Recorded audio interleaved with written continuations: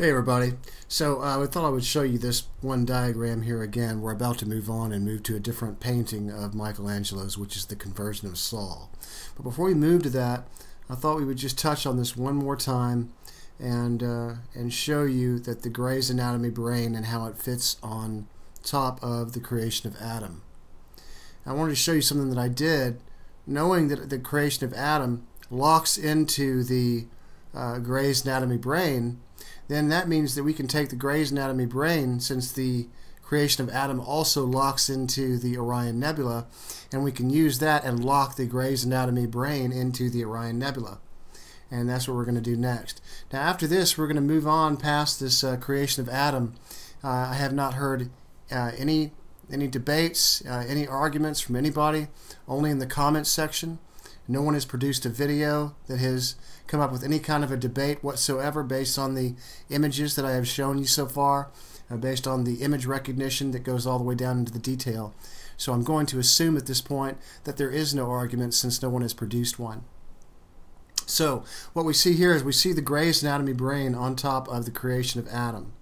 As you can see there in the middle, we can see how Michelangelo has used the cingulate gyrus, which sits on top of the corpus callosum, to represent the area of God's arm and God's head in his chest area.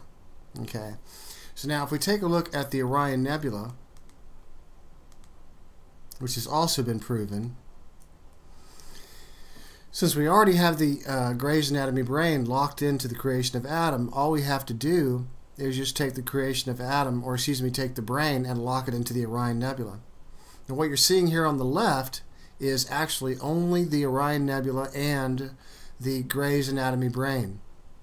But I've zoomed into a couple of spots, or one spot for you.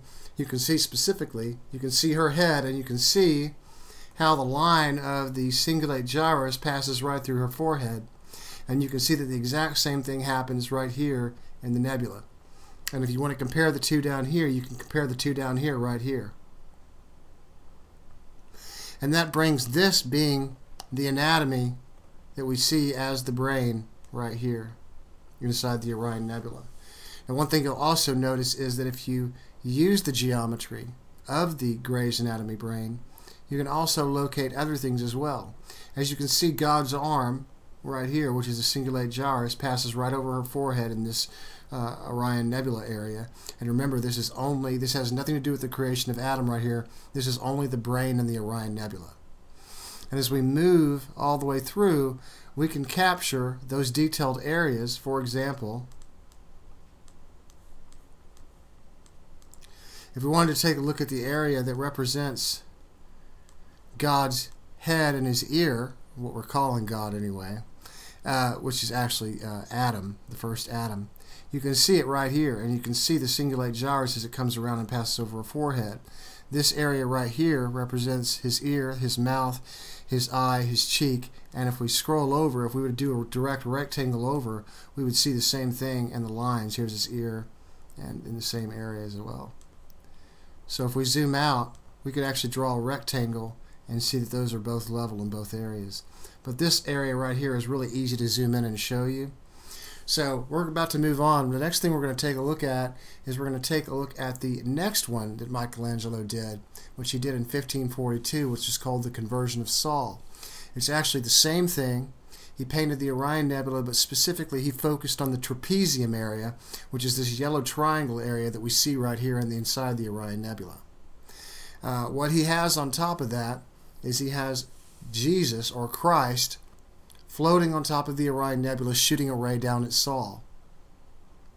It's basically the same theme as we see in the creation of Adam, because in the creation of Adam, we actually see God in this cloud reaching out to touch Adam.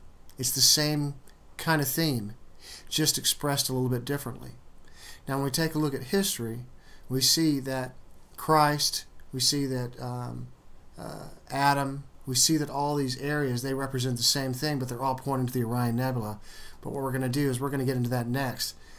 I'm going to assume at this point that since no one has produced, and you're welcome to do it, and this is your chance, produced a video that comes up with a debate that shows me how I am wrong about the images in the Orion Nebula, the image recognition that I've shown you, in both the brain and in the Orion Nebula itself. And I'm willing to bet that after 2 years that no one's able to do that. But this is your chance. We're going to move on past this, and we'll look at the conversion of Saul next, because Michelangelo was very connected, and this is where he was connected to, and he's painting something very similar in the conversion of Saul. So I hope you guys enjoy this. As you can see right here, when we put the Gray's Anatomy brain on top of the Orion Nebula, which is all this is right here, is just the Orion Nebula and the brain only, you can see how it matches up to what we're seeing right here as far as the creation of Adam and Gray's Anatomy. So you guys take care. I'll talk to you soon.